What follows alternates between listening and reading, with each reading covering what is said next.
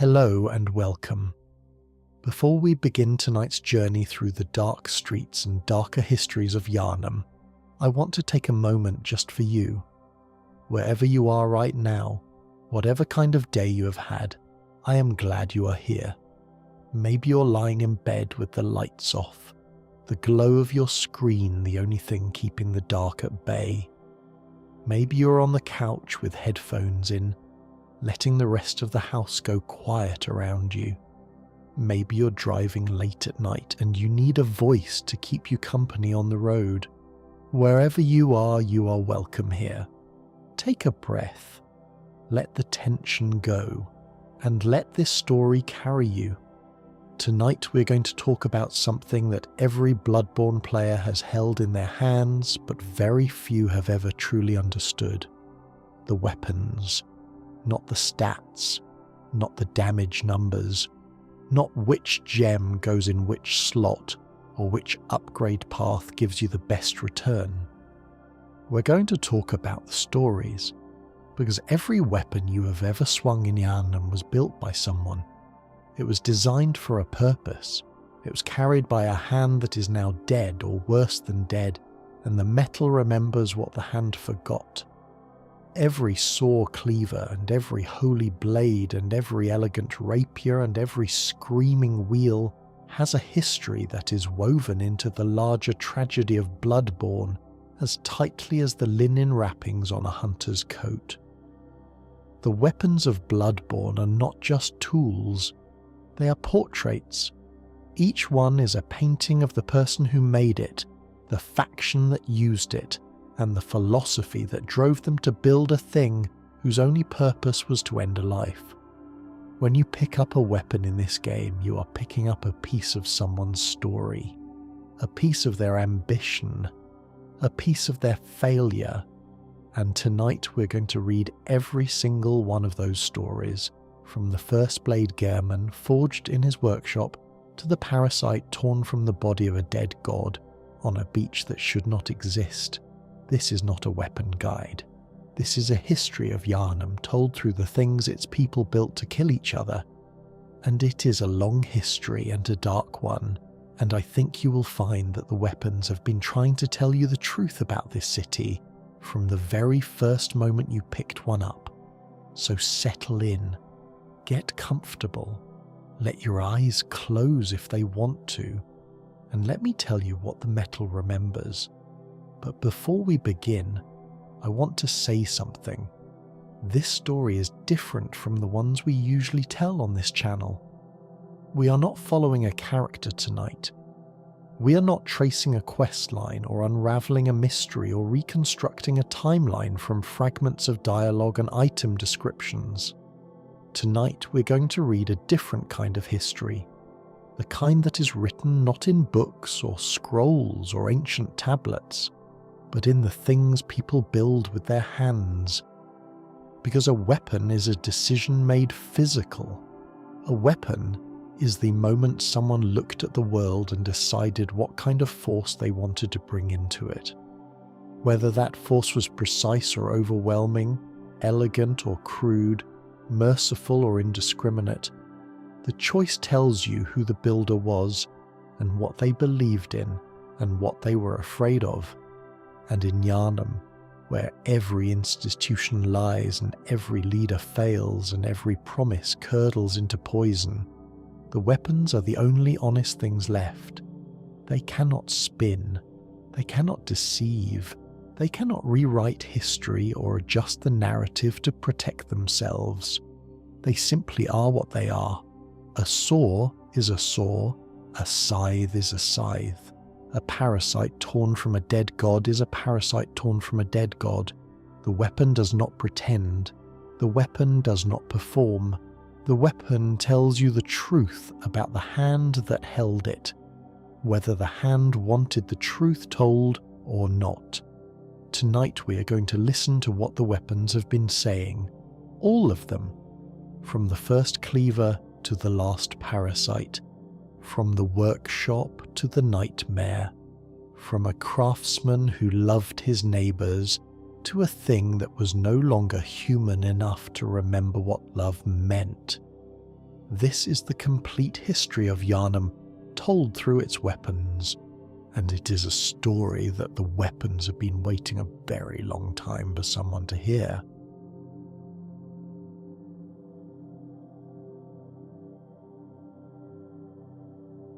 Every weapon in Bloodborne begins with one man. His name was Gehrman, and before he was the old man in the wheelchair, before he was the prisoner of the dream, before he was the final boss fight in a moonlit garden surrounded by flowers that should not exist, he was a craftsman. And what he crafted changed the world. Gehrman understood something about the beast that no one before him had fully grasped. You could not fight them the way you fought human enemies. Heavy armor was useless because the beasts were too fast, too strong, too savage to be withstood through brute resistance. A man in plate mail standing his ground against a transformed cleric beast was not a warrior. He was a meal in a tin can. The beast would tear through metal like paper, rip through shields like cloth, and the knight inside would die just as quickly as if he had been wearing nothing at all. Gehrman's insight was that the answer to speed was more speed. You did not stand and block. You moved. You dodged.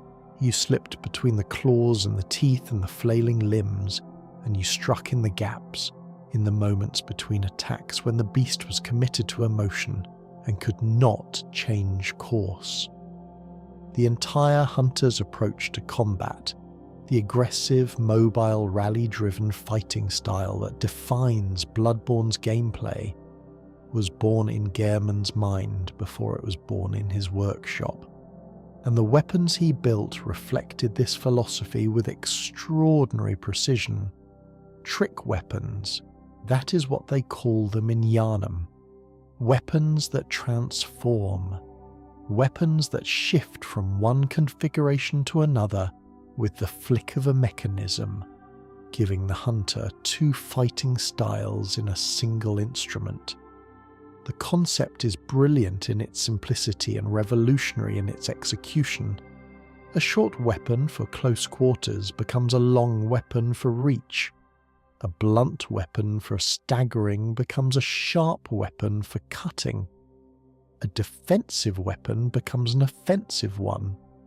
The trick weapon allows a single hunter to adapt to any situation, to change tactics mid-fight, to never be caught with the wrong tool for the job. Gehrman's masterpiece, the weapon that the game describes as having defined the entire array of weapons crafted at the workshop, was the burial blade. It is a curved sword that unfolds into an enormous scythe, its blade forged from siderite, a mineral said to have fallen from the heavens. The name alone tells you everything about Gehrman's philosophy. He did not call it the Beast Slayer or the Knight's Edge or any of the triumphant aggressive names you might expect from a weapon designer. He called it the burial blade, a tool for funerals, an instrument of farewell. Gehrman saw the hunt as a dirge, according to the item description. He wished only that his prey might rest in peace, never again to awaken to another harrowing nightmare. This is not the language of a warrior, this is the language of a mourner. Every beast Gehrman killed was a person who had lost the war against the blood, and the burial blade was the kindest thing he could offer them, a clean cut, a quick end, a burial, not on a battlefield, but in the mercy of a blade forged from stars.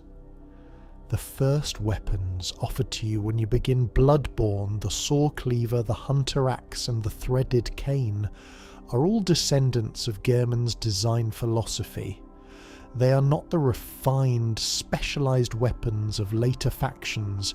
They are the fundamentals, the alphabet from which every other weapon in the game is spelled.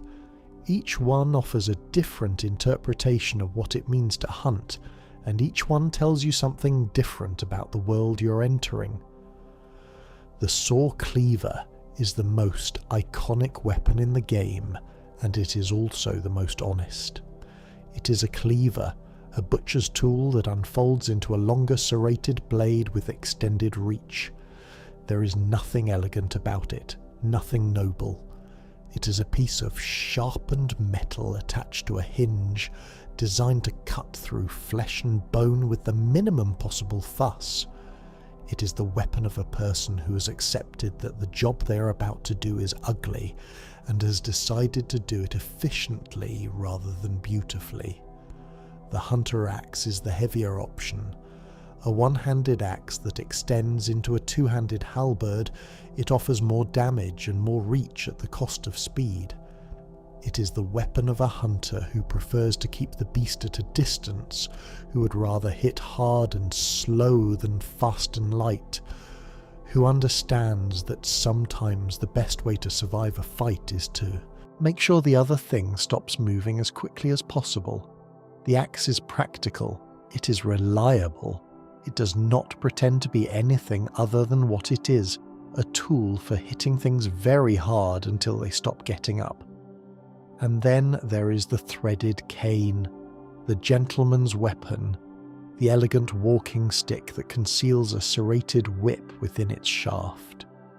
Of the three starter weapons, the cane is the most revealing about the world you're entering, because the cane is a lie.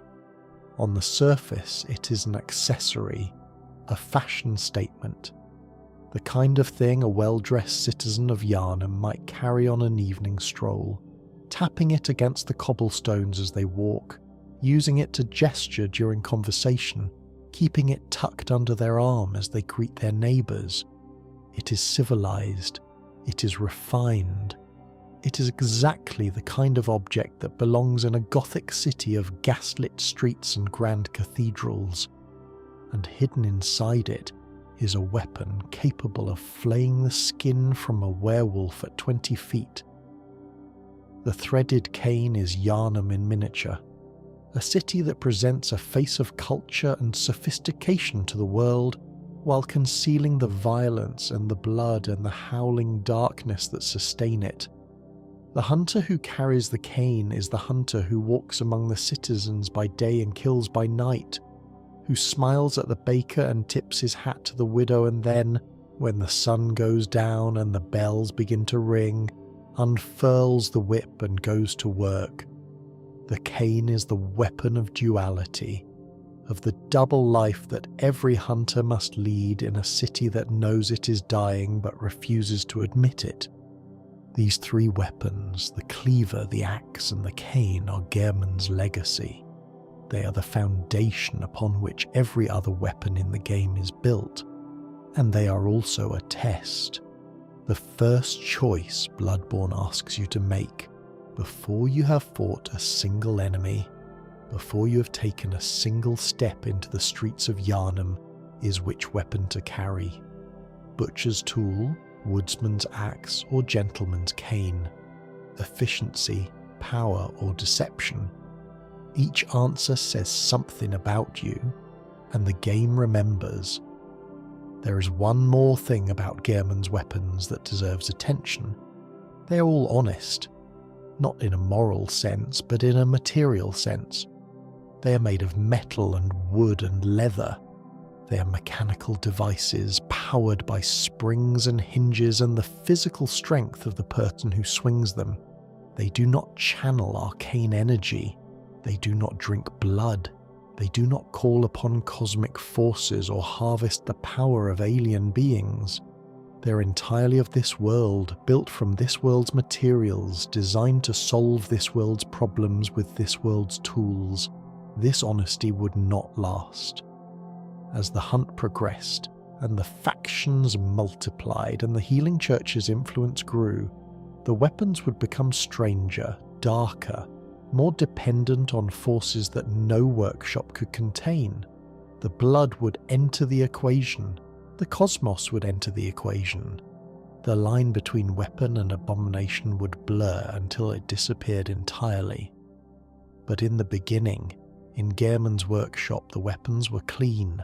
They were tools, and the man who made them was just a craftsman trying to keep his neighbours alive through one more night. That simplicity is the thing Bloodborne mourns most, not the fall of the church, not the corruption of the scholars, not the cosmic horror or the beast plague or the endless cycle of the hunt. Bloodborne mourns the workshop. It mourns the time when the problem was simple, and the solution was a piece of sharp metal, and the man who swung it knew exactly what he was doing, and why. Everything that follows, everything we're about to explore in the chapters ahead, is a departure from that clarity, a long spiralling descent away from the honest cleaver and toward the screaming parasite, with every weapon along the way marking another step on the path from sense to madness.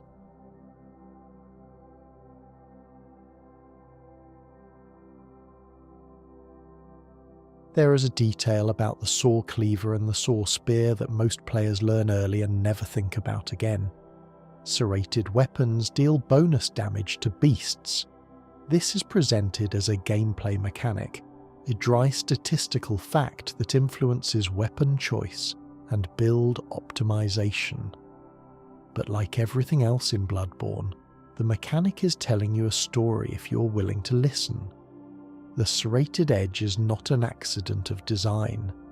It is a deliberate choice, a feature built into the weapon with full knowledge of what it would do. A serrated blade does not cut cleanly.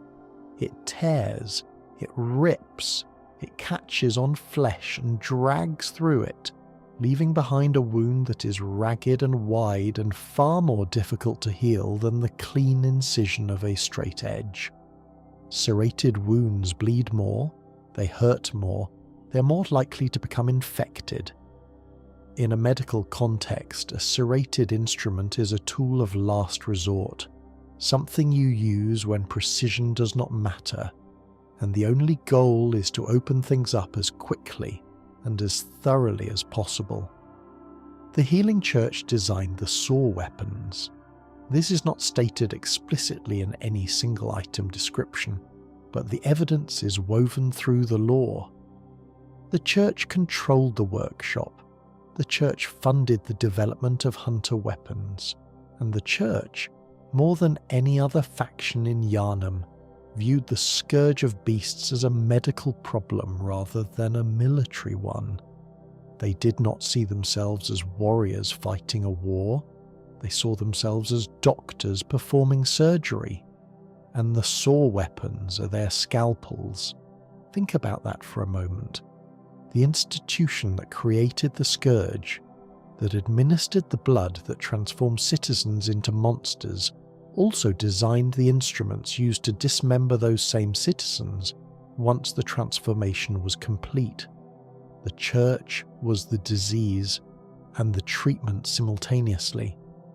They infected the patient and then they operated on the patient, and the operation was performed with a saw. The serrated edge deals bonus damage to beasts because beasts were once human, and human tissue responds to serration in specific ways.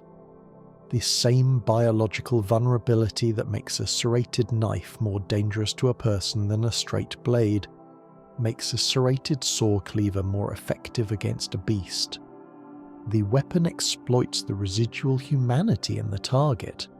It works better on beasts specifically because the beasts are not entirely alien. They are transformed people, and their transformed flesh still carries the weaknesses of human flesh, amplified and distorted but fundamentally recognizable. There is something deeply unsettling about this. The Church built weapons that are optimized for cutting through the bodies of their own patients. They studied the transformations they had caused, analyzed the biological changes their blood ministration had produced, and then used that knowledge to build better tools for destroying the results. The saw weapons are the Church's confession, a physical admission that they understood exactly what the old blood was doing to people, and chose to address the problem not by stopping the blood but by building a better saw. The Saw Spear is a variation on the same theme. Where the Saw Cleaver folds from a short weapon to a long one, the Saw Spear extends from a compact serrated blade to a long pole arm, giving the hunter reach without sacrificing the serrated edge. The spear is the Church's answer to a specific tactical problem. Some beasts are too large and too dangerous to approach at close range. The Saw Spear lets you tear them apart from a safer distance. Both weapons share a utilitarian ugliness that is deliberate and meaningful. They are not beautiful. They are not impressive.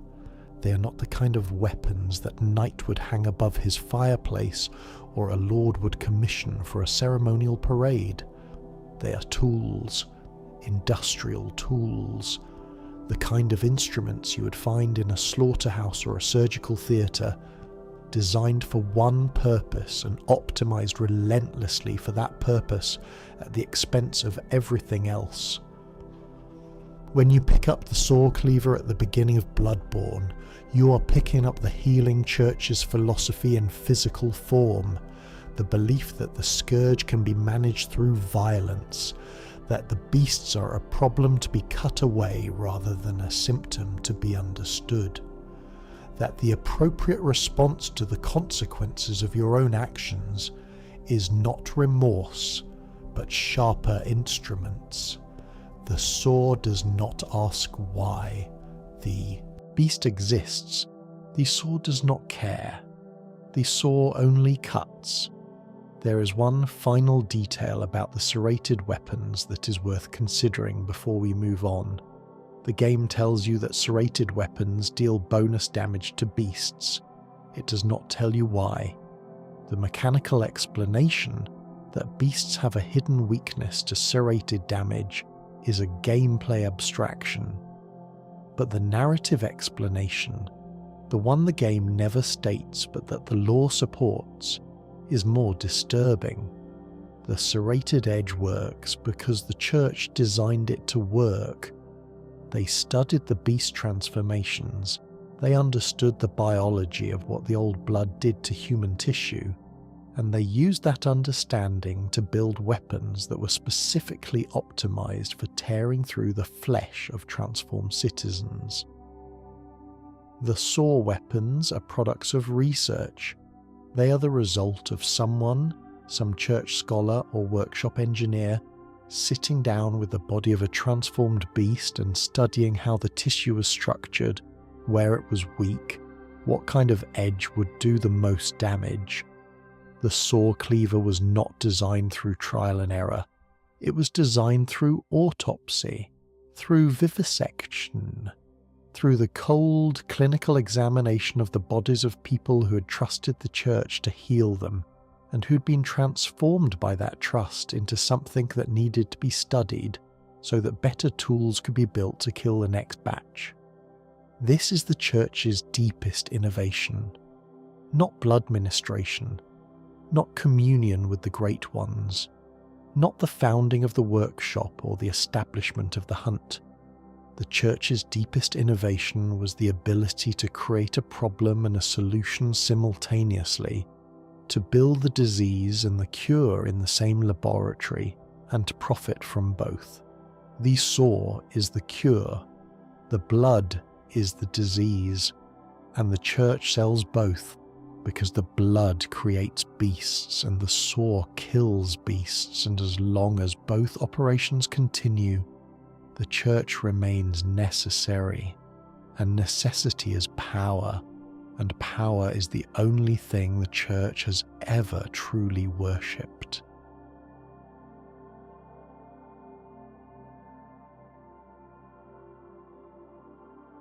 The threaded cane deserves its own chapter, not because it is the strongest weapon in the game or the most popular, but because it is the most honest about the world it inhabits. Yharnam is a city of contradictions. It is a place of healing and a place of plague, a place of faith and a place of atrocity, a place where the grandest cathedral in the world stands a few blocks from a sewer full of pig-sized rats, and the bodies of those who could not afford the church's ministration. The citizens of Yharnam dress well. They speak politely, they attend services at the cathedral, and they donate to the church's charities, and they participate in the rituals of blood ministration with the same orderly obedience that people in any city bring to their weekly religious obligations. And beneath this veneer of civilization, the city is rotting from the inside. The threaded cane is this contradiction made into a weapon. Its description tells you that it is a trick weapon favoured by hunters with a refined taste, and those words are doing an extraordinary amount of narrative work. Refined taste. In a city where the primary occupation is killing werewolves with saws, someone decided that the killing should be done with style. Someone looked at the Saw Cleaver and the hunter axe and said, "Those are tools for commoners. I want something that reflects my station." The cane is the weapon of the upper-class hunter. The church-affiliated gentleman who attends the same parties as the bishops and the vicars, who dines at the same tables, who speaks the same language of faith and progress and the miracle of blood. During the day, the cane is a prop, an accessory, a signifier of status. During the night, it is a serrated whip that can strip the flesh from a beast at distance. This duality is not a bug, it is a feature. The threaded cane was designed to allow a hunter to move through Yharnam's social world without revealing what they are. A man carrying a saw cleaver is clearly a hunter. A man carrying a whip is clearly a fighter. But a man carrying a walking stick, he could be anyone. A scholar, a clergyman, a wealthy merchant out for an evening constitutional. The cane provides cover. It lets the hunter hide in plain sight, maintaining the fiction that they are a member of polite society until the moment the fiction becomes unnecessary and the whip comes out. The whip itself is worth examining. When the cane transforms, it does not become a sword or a spear or any conventional weapon. It becomes a whip, a serrated whip. In real-world history, the whip is an instrument of domination. It is the tool of the slave driver, the overseer, the person who controls others through pain administered from a distance that keeps the wielder clean and uninvolved. The person who cracks the whip does not have to look at the wound they create. They do not have to feel the resistance of flesh against blade. They simply flick their wrist, and the pain happens somewhere else, at the end of a long strip of leather, or, in this case, serrated metal. This distance is the key to the threaded cane's character. The cane hunter does not want to be close to the ugliness. They do not want the blood on their gloves. They want to kill from a comfortable distance, both physical and moral, maintaining the illusion that what they're doing is somehow different from what the man with the cleaver is doing. Cleaner, more civilized, more appropriate for a person of refined taste. But the beast dies the same way, the blood splatters the same way, and the serrated edge that gives the whip its bonus damage against beasts is the same serrated edge that gives the saw its bonus damage. The technology is identical, the philosophy is identical, only the aesthetics differ. The fact that this weapon exists tells you that the hunt was not always an open affair.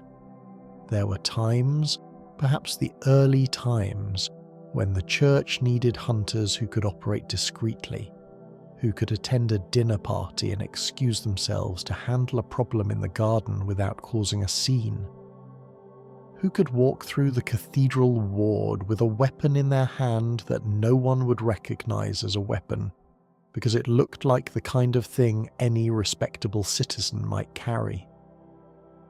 The threaded cane is the weapon of a society in denial, A society that has built a beautiful lie over an ugly truth and will do anything to maintain the facade. When you choose the cane at the beginning of the game, you are choosing to participate in that lie.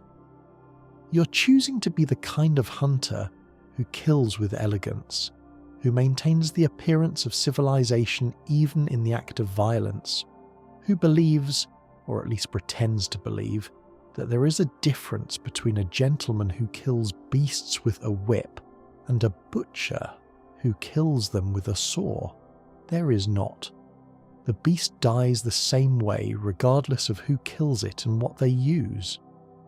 But the fiction matters to the people who maintain it, because without the fiction, without the walking sticks and the fine clothes and the polite conversation and the orderly cues for blood ministration, Yharnam would have to look at itself clearly, and what it would see would be unbearable.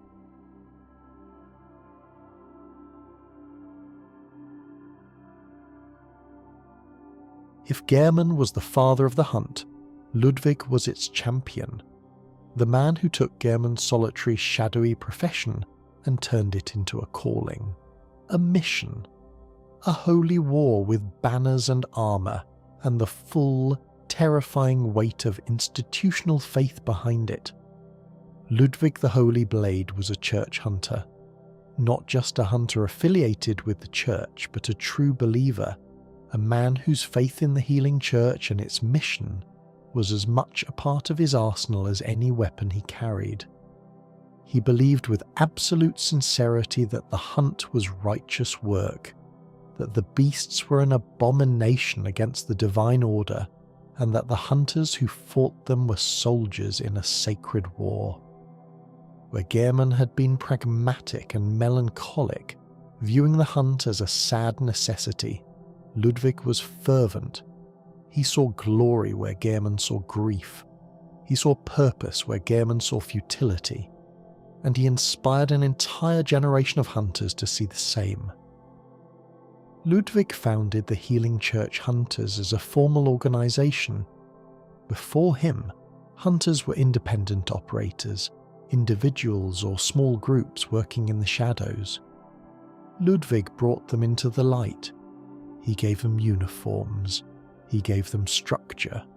He gave them a hierarchy and a code and a sense of belonging that transformed solitary killers into a brotherhood. The church hunters were not skulking assassins. They were knights, paladins, warriors of faith who marched into the darkness with their heads held high and the church's blessing at their backs. And the weapons they carried reflected this transformation with a boldness that bordered on arrogance. Ludwig's Holy Blade is the definitive church weapon, a straight silver sword that sheathes into a massive stone slab, combining into a great sword of devastating power. The sword alone is fast and precise, suitable for the kind of measured, tactical combat that Gehrman would have recognised. But the sheathed form, the Greatsword, is something else entirely. It is enormous, it is heavy, it is slow, and it hits with the force of a falling building. The Holy Blade is not a weapon designed for dodging and weaving and exploiting gaps in a beast's attack patterns. It is a weapon designed for standing your ground and hitting the thing until it stops moving. It is the opposite of Gehrman's philosophy. It is a rejection of speed and subtlety in favour of raw, overwhelming power, backed by unshakable conviction. The Kirkhammer follows the same logic to an even more extreme conclusion. A standard silver sword that transforms into a massive stone hammer, the Kirkhammer is a weapon of pure aggression. There is no finesse in the hammer form. There is no elegance. There's only weight and force and the assumption that whatever you are hitting will break before the hammer does. The name itself is telling. Kirk means church in several European languages, and the hammer is one of the oldest symbols of institutional power. The Kirkhammer is the church's authority made physical, an argument delivered not in words but in stone. These weapons tell you something crucial about the shift that occurred when Ludwig took over the hunt. Gehrman's weapons were designed for survival.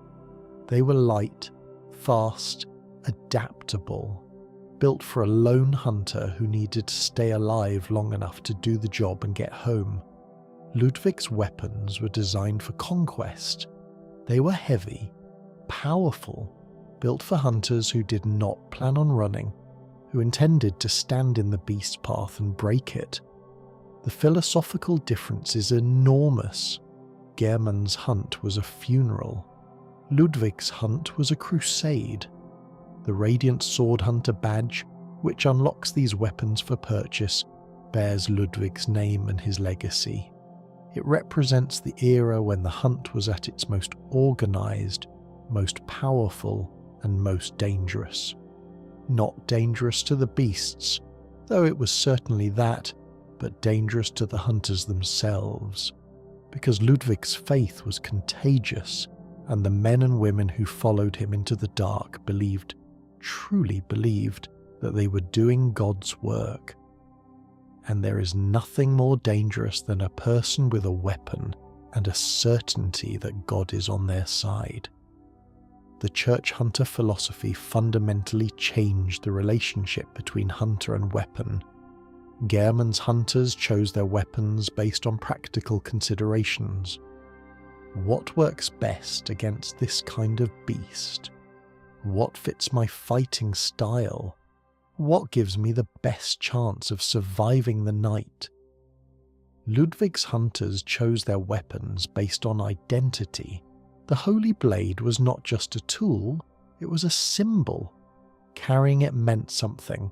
It meant you believed in the church. It meant you stood for something greater than yourself. It meant you were part of a brotherhood of faith warriors who would hold the line against the darkness no matter the cost. This shift from practicality to symbolism is one of the most important developments in Bloodborne's weapon history. The moment weapons stopped being tools and started being icons was the moment the hunt became something it was never meant to be. A religion needs symbols, it needs artifacts, it needs physical objects that embody its teachings and that can be held up before the faithful as proof of the faith's validity. Ludwig's weapons served this function perfectly.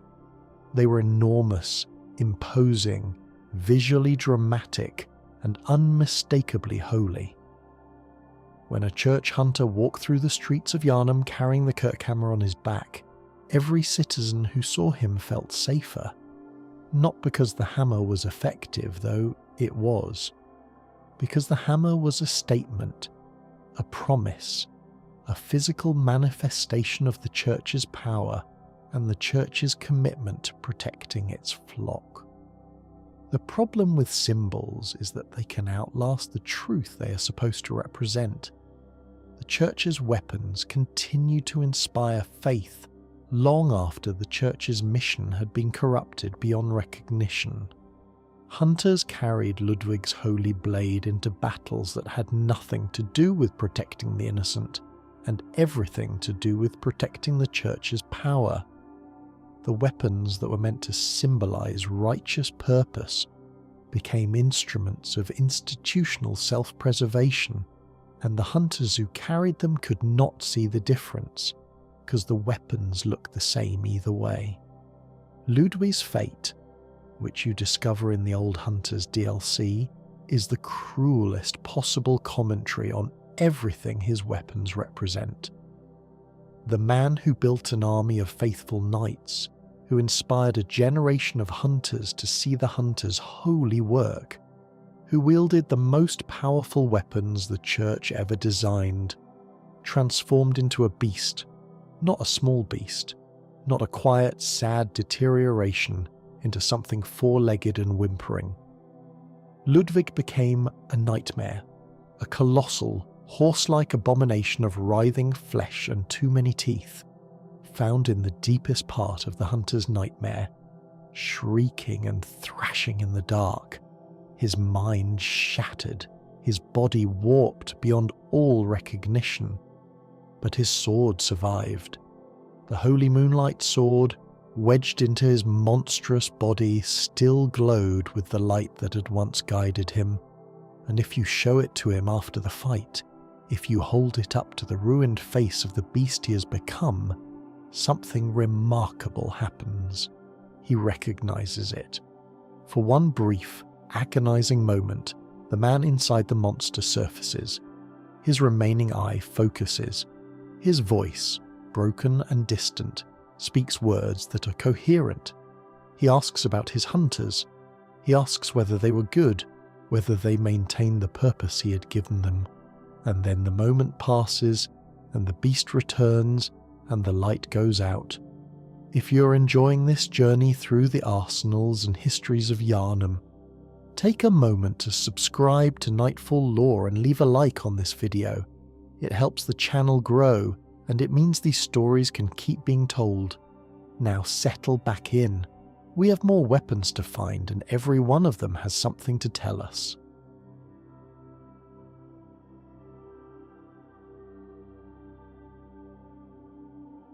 There is a weapon in Bloodborne that does not belong to Bloodborne. Or rather, it belongs to every From Software game simultaneously. A thread of light woven through every world Miyazaki has ever built, appearing in different forms, but always carrying the same essential nature.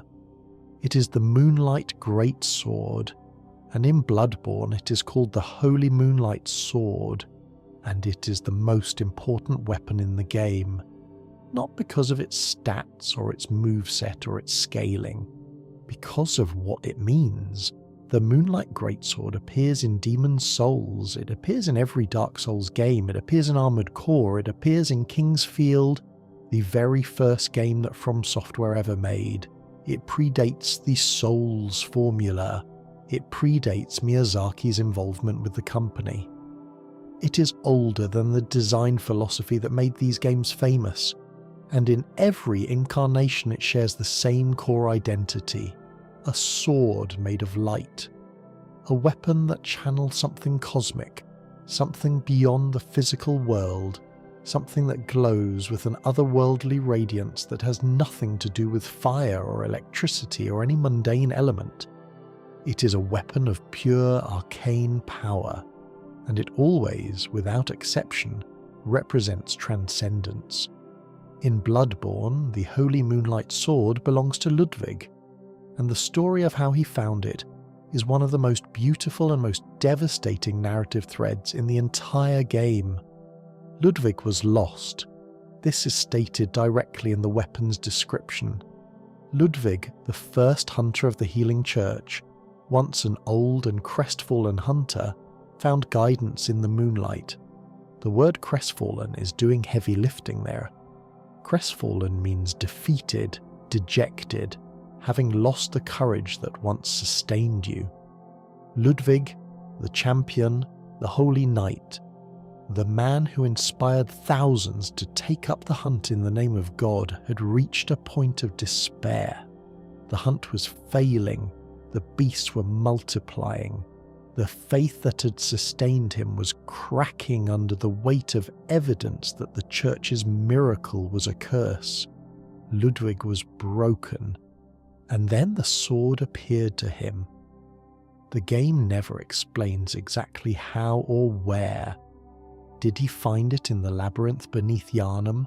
Did it materialize in his hands during a moment of crisis? Did a Great One place it in his path? The ambiguity is deliberate because the specifics do not matter. What matters is that in his darkest moment, when everything he believed in was crumbling, Ludwig found a light. A literal light. A blade that glowed with the radiance of the moon and that spoke to him, not in words, but in the way that light speaks to darkness, simply by being present. The Holy Moonlight Sword guided Ludwig. It restored his conviction. It gave him a reason to continue fighting when every rational assessment of the situation said the fight was lost. And when you fight Ludwig in the Hunter's Nightmare, you see this relationship play out in the most heartbreaking way possible. In his first phase, Ludwig is pure beast, a screaming, thrashing horror with no trace of the man he was. But in his second phase, he finds the sword. It is lodged in his body, buried in the mass of transformed flesh, and when he pulls it free and holds it up, the light erupts from the blade and everything changes. His posture shifts, his movements become measured, purposeful, recognizable. He fights like a knight again. Not because the sword cures him. He is still a beast. His body is still ruined. But the sword gives him back his identity. For those final moments of the fight, Ludwig is not a monster swinging randomly in the dark. He is a holy warrior wielding the light that saved him, fighting with the discipline and the faith that defined his life, even though that life ended long ago. When you kill him and pick up the sword, the light is still there, faint, pulsing, patient. It waited inside a monster for what might have been decades or centuries, and it did not go out. The Moonlight Greatsword does not care what form its wielder takes. It does not care whether you are human or beast or something in between. It cares only that you carry it, and in return, it gives you its light. In a game about the failure of every human institution and the futility of every human ambition, the Moonlight Greatsword is the one thing that works, the one light that does not go out. And it belongs to the man who needed it most. There is a reason Miyazaki puts this weapon in every game he makes. The Moonlight Greatsword is not a recurring Easter egg or a fan service callback. It is a thesis statement. In worlds defined by entropy and decay, in stories where every kingdom falls and every hero is corrupted and every achievement crumbles into dust, the moonlight persists. It appears in different forms, it is carried by different hands, but it always represents the same thing. The possibility that something beautiful can survive the darkness. That light does not require an institution to sustain it. That hope does not need a church or a kingdom or an army to justify its existence. It simply is, the way the moon is, present in the sky regardless of what happens on the ground below. Ludwig found this weapon at his lowest point, and it carried him through his darkest hours. And when the darkness finally took him, when the beast consumed the man and the night became a horror, the sword was still there. Still glowing, still waiting. It could not save him. Nothing could save him, but it could remind him in his final moments of who he was. And sometimes that is enough. Sometimes the light does not need to save you. It just needs to show you your own face one last time, so that when you die as yourself and not as the thing the darkness tried to make you. When you carry the holy moonlight sword through the rest of the game, you are carrying Ludwig's last act of defiance, the proof that the beast did not win completely. That somewhere inside the horror a knight still held his sword and remembered what it meant to fight for something other than blood.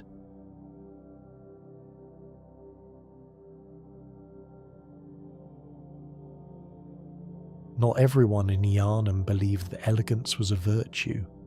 Not everyone thought the hunt should be conducted with precision and grace, and the measured, calculated violence of a gentleman with a whip or a knight with a holy sword. Some hunters looked at the beasts and arrived at a simpler conclusion. The problem is big. The solution should be bigger. The powder kegs were a faction of hunters and weapon makers who subscribed to a single, magnificent, catastrophically destructive philosophy. If a weapon does not have enough power, give it more power. If it still does not have enough power, make it explode. The item descriptions for powder keg weapons consistently emphasize their crudeness, their excess, their total disregard for subtlety or restraint. These were weapons designed by people who had looked at a 10-foot werewolf and decided that the appropriate response was a bomb on a stick. The stake driver is the faction's most iconic creation. It is a short blade mounted on a piston mechanism that, when charged, delivers a devastating explosive punch. The transformed heavy attack, when fully wound up, produces an explosion that can kill most enemies in a single hit. The charge takes several seconds, during which you are completely vulnerable, and the range is approximately 6 inches in front of your fist. Using the stake driver's full charged attack in combat is an act of either supreme confidence or complete insanity, and the powder kegs would not have drawn a meaningful distinction between the two. There is something genuinely joyful about the stake driver, and that joy is part of the weapon's story. The powder kegs loved what they did, not in the grim, dutiful way that Gehrman loved his craft, not in the pious, self-sacrificing way that Ludwig loved the hunt. The powder kegs loved their work with the unfiltered enthusiasm of people who had discovered that you could solve problems by making them explode, and who found this discovery genuinely delightful. The item descriptions for their weapons are the only item descriptions in Bloodborne that sound like they were written by people who were having fun. The Whirligig saw description uses the word wonderful. The stake driver description notes its peculiar design with what reads as barely contained glee. These are weapons built by tinkerers and mad scientists and backyard engineers who happen to live in a world where the things you were tinkering with were designed to kill monsters. This enthusiasm is infectious and also deeply troubling, because enthusiasm without restraint is how you get the burning of old Yharnam. The same personality type that looks at a spring-loaded piston and thinks, I bet I could make this punch hard enough to kill a werewolf, is the personality type that looks at a city block full of infected citizens and thinks, I bet I could burn this fast enough to contain the outbreak. The powder kegs did not have a cruelty problem. They had a scale problem. Their solutions were always proportional to their enthusiasm rather than proportional to the threat, and their enthusiasm had no upper limit. The Whirligig saw takes the Church's serrated philosophy and removes all restraint. It is a mace that transforms into a massive circular saw on a stick, a weapon that the item description cheerfully notes was the brainchild of the powder kegs, who wondered if combining the rotating mechanism of a saw with a long handle would create something wonderful. The word wonderful is doing a lot of work in that sentence. The powder kegs did not see their weapons as grim necessities. They saw them as marvels, inventions, achievements of engineering that happened to be designed for grinding flesh into paste. The boom hammer is a hammer with a built-in furnace. You ignite it, and the next swing delivers fire damage on impact, smashing and burning simultaneously. The cannon is a handheld cannon that fires a massive projectile with enough force to stagger the largest enemies in the game, and enough recoil to push the hunter backward. Both weapons are excessive, both are impractical by any standard that values precision, and both are extremely effective because the powder kegs understood something that the more refined factions did not. When you are fighting a creature that is 12 feet tall and made of teeth, elegance is not a survival advantage. Overkill is. But the powder kegs were not just eccentric engineers with a fondness for collateral damage.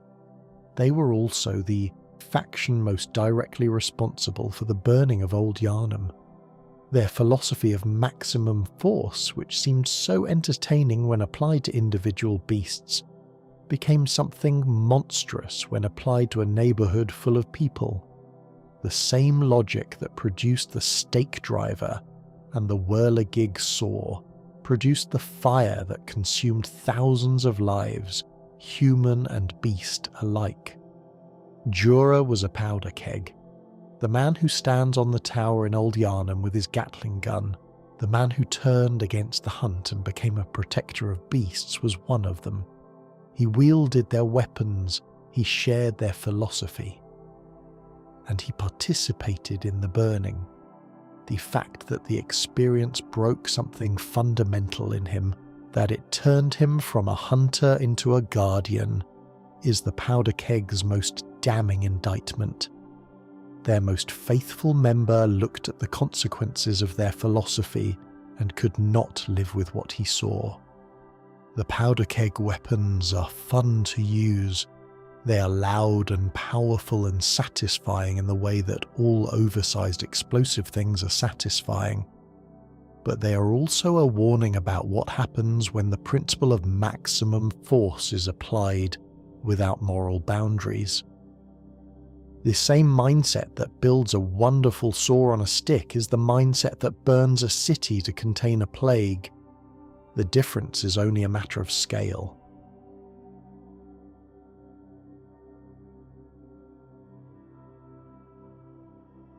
Far from the workshops of Yharnam, in a frozen castle on a mountain where the snow never stops falling, a different philosophy of violence took shape.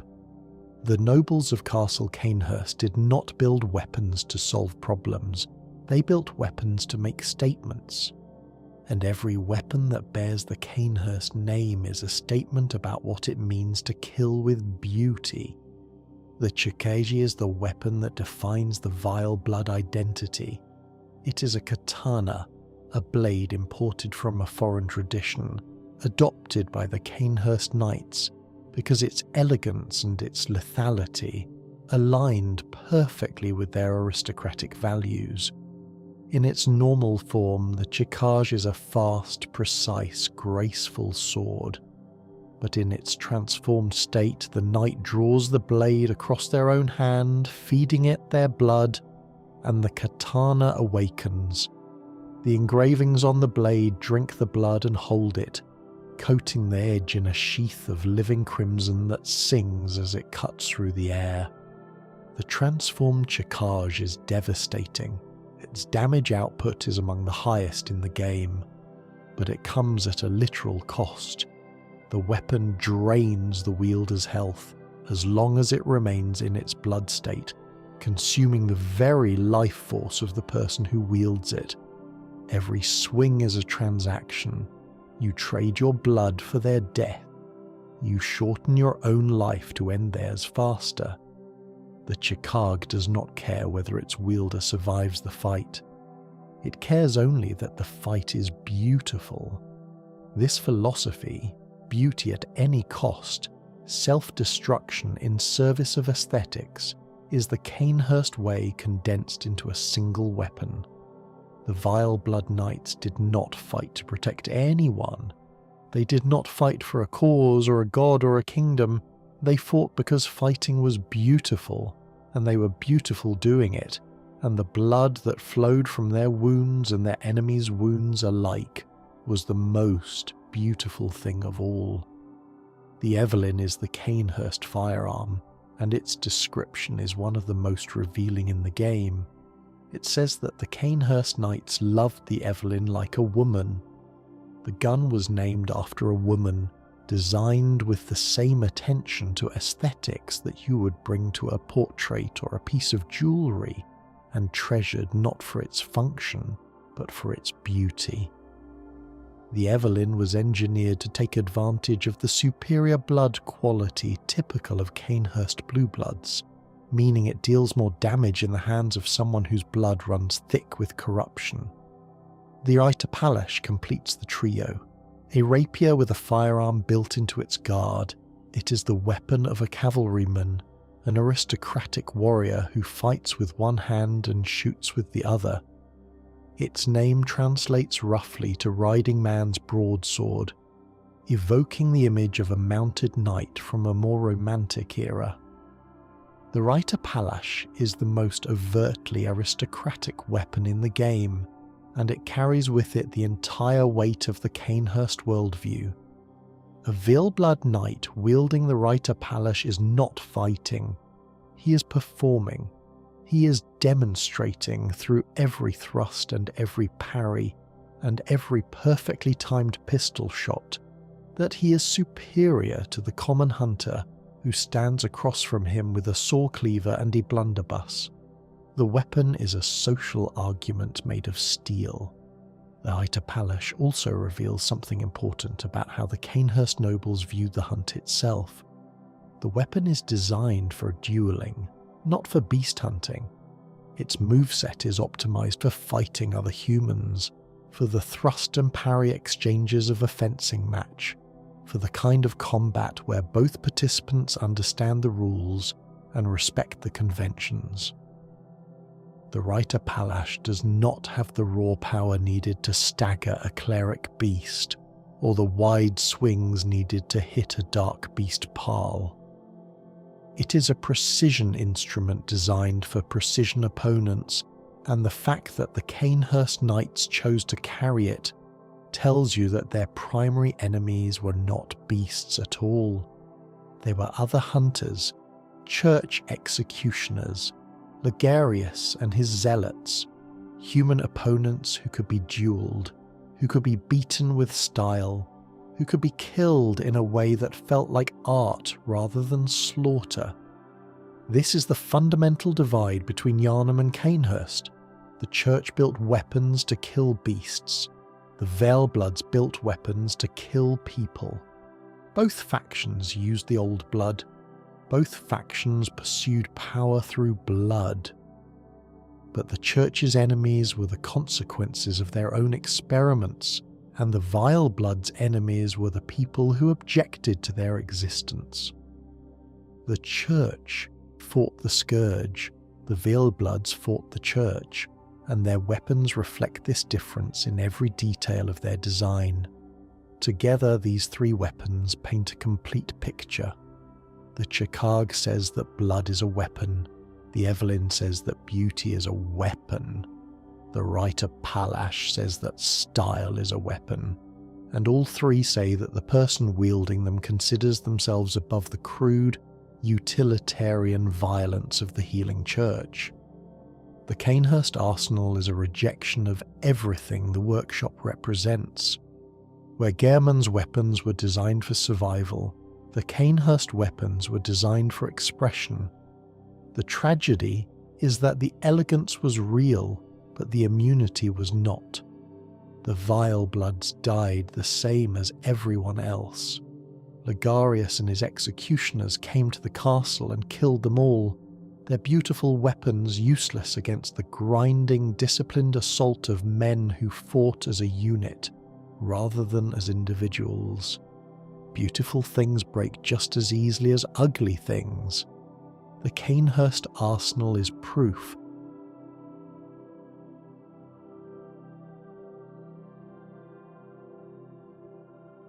Beneath the public face of the healing church, beneath the cathedrals and the blood ministration clinics and the hunters who patrolled the streets, there existed a darker layer, a layer of forbidden research and cosmic experimentation and weapons that should not exist. These are the church's arcane weapons, the instruments that blur the line between tool and abomination. The Ligarius wheel is the weapon of the executioners. It is a massive wheel, originally a torture device of the kind used in medieval Europe to break the limbs of the condemned. The executioners repurposed it as a weapon and then consecrated it through use, bathing it in the blood of every Vileblood they killed. The item description says that the wheel is forever steeped in their ire. The rage of the murdered Vilebloods has become part of the weapon itself. When you transform the Logarius wheel, that rage manifests as arcane energy, a ghostly light that pours from the wheel and adds damage to every swing. The Logarius wheel is powered by the anger of the people it killed. It is a weapon that grows stronger the more it is used, not through mechanical improvement but through spiritual accumulation. Every Vileblood who died beneath the wheel added their fury to its reservoir. The wheel is not just a weapon, it is a monument to violence, a rolling memorial to genocide that gets more powerful with every life it takes. The Tonitrus is a mace that channels bolt energy, developed by the Church's arcane researchers as a more accessible alternative to complex cosmic rituals. It represents the Church's attempt to democratize arcane power, to make it available to ordinary hunters who lacked the insight to use more esoteric tools. A call beyond is not a weapon in the conventional sense. It is a memory, a fragment of cosmic awareness captured and condensed into a usable form by the choir. When you use a call beyond, you release a burst of cosmic energy that sprays outward in multiple directions. The item description says it is a technique used by the choir to call upon the Great Ones. When you activate it, your character raises their hand to the sky, and the stars answer. This is the Church at its most ambitious and its most terrifying, a prayer answered by the cosmos. Tangible proof that the alien beings beyond the veil can be called upon, that their power can be channeled through a human body. It is also tangible proof that this power comes from a place that does not care about human welfare, because a call beyond does not distinguish between friend and foe. The stars do not aim, they simply fall. The Rosmarinus, a sprayer that emits a fine mist of arcane energy, tells you something important about the choir's research. They were not just studying the Great Ones from a distance, they were working with their essence, handling it, bathing in it.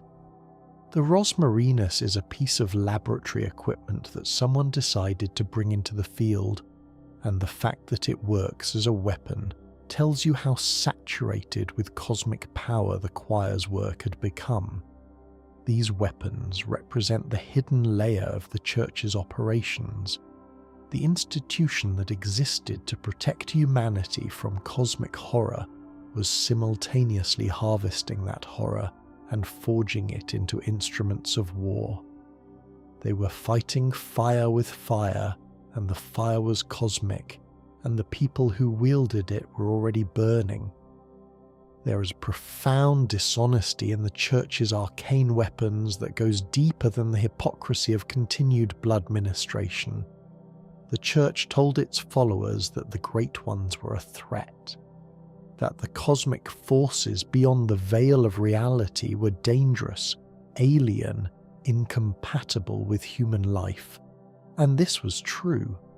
But while preaching this message of caution and fear, the Church was secretly mining those same cosmic forces for military applications. They were telling their flock to fear the fire while building flamethrowers in the basement. The Logarius wheel is a weapon of faith powered by the rage of heretics. The Tonitrus channels cosmic energy through a mechanism designed by the same researchers who warned the public against seeking cosmic knowledge. A call beyond literally invokes the entities that the Church claimed to be protecting humanity from. Every arcane weapon in the Church's arsenal is a contradiction, a physical object that proves the Church did not believe its own doctrine. They did not fear the Great Ones, they used them. They harvested their power like a farmer harvests a crop, taking what they needed and burning the rest.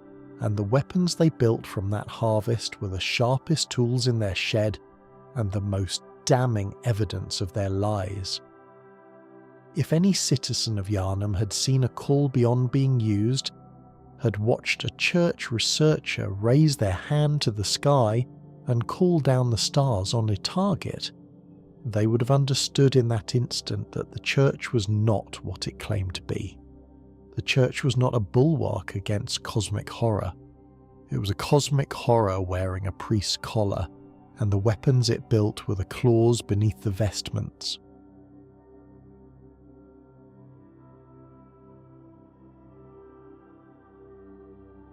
We have spoken about these weapons before in other stories, in other chapters, but they deserve their own place here because they are the bookends of the entire Bloodborne weapon story.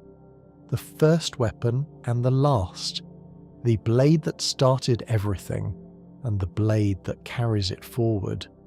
Both weapons are forged from siderite, the mineral that fell from the heavens, not from the earth, not from the labyrinth, not from the old blood or the great ones or any of the corrupted sources that taint everything else in Yharnam. Siderite comes from the sky. It is, in the literal and the metaphorical sense, the cleanest material in the game. Nothing human and nothing cosmic has touched it. It arrived from elsewhere, from above, from a place that the politics and the blood and the endless factional violence of Yharnam cannot reach.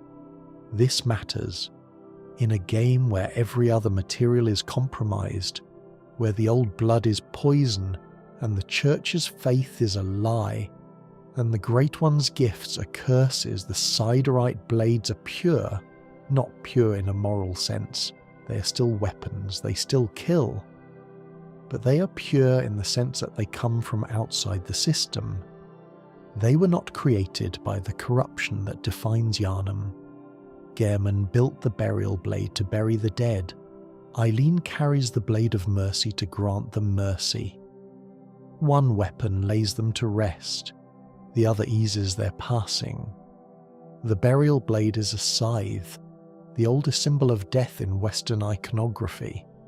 The blade of mercy is a pair of daggers, intimate and close, designed for the kind of killing that happens at arm's length, where you can see the eyes of the person you are ending. The scythe keeps its distance. The daggers demand closeness. This is the fundamental difference between Gehrman and Eileen. Gehrman could kill from a distance, both physical and emotional. He was the host of the dream, removed from the waking world. Eileen had no such luxury. She killed face to face. She looked into the eyes of every hunter she put down and watched the light go out. The blade of mercy does not allow for detachment. It requires the killer to be fully, completely, inescapably present for every moment of the dying. Both weapons split in two when transformed. The burial blade unfolds from a curved sword into a scythe. The blade of mercy divides from a single short sword into twin daggers. This splitting is symbolic. The weapon that is whole becomes divided, just as the wielder is divided. Gehrman is split between guardian and prisoner.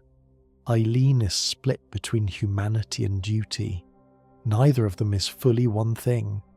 They are both living contradictions, people who kill to protect, who destroy to preserve, who love the world they serve while doing the ugliest work it requires.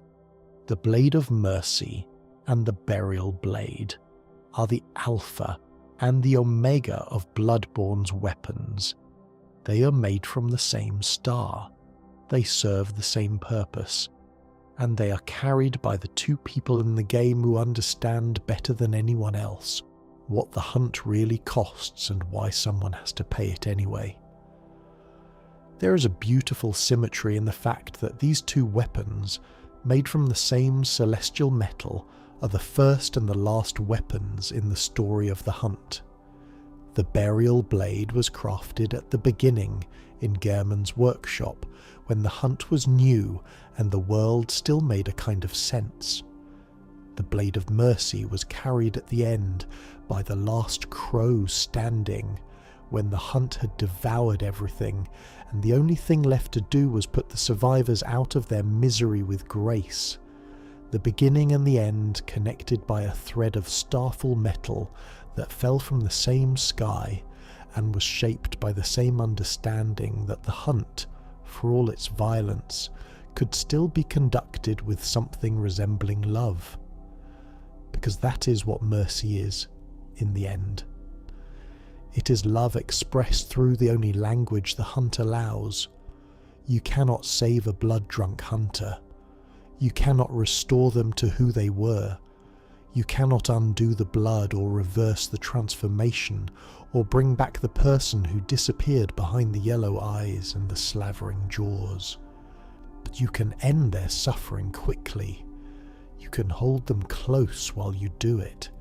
You can whisper something kind, even if they cannot hear you, and you can lay them out under the sky and hope that the birds come and take them somewhere better.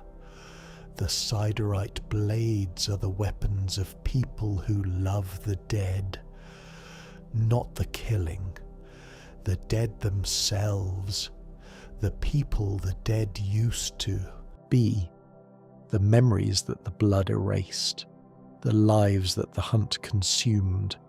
The burial blade and the blade of mercy are acts of remembrance forged in metal from the stars, and they are the only weapons in Bloodborne that do not leave a stain on the person who wields them. Everything else in the arsenal carries a cost. The saw carries the church's hypocrisy. The Holy Blade carries Ludwig's shattered faith. The Chikage carries the Vilebloods' self-destruction.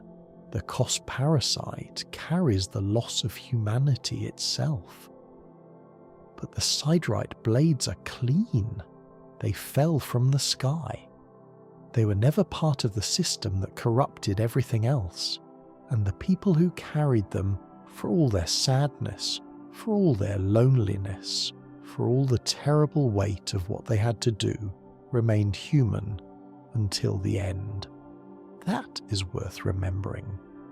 In a game where everything human eventually becomes something else, the people who carried the star metal kept their souls, not because the weapons protected them, but because the weapons reminded them, with every swing and every kill and every funeral performed under an empty sky, of what they were fighting for. Not victory, not transcendence, not the survival of a system that did not deserve to survive, just mercy, just the hope that the dead might rest, just the small, stubborn, impossibly human belief that even in the darkest night, kindness still matters.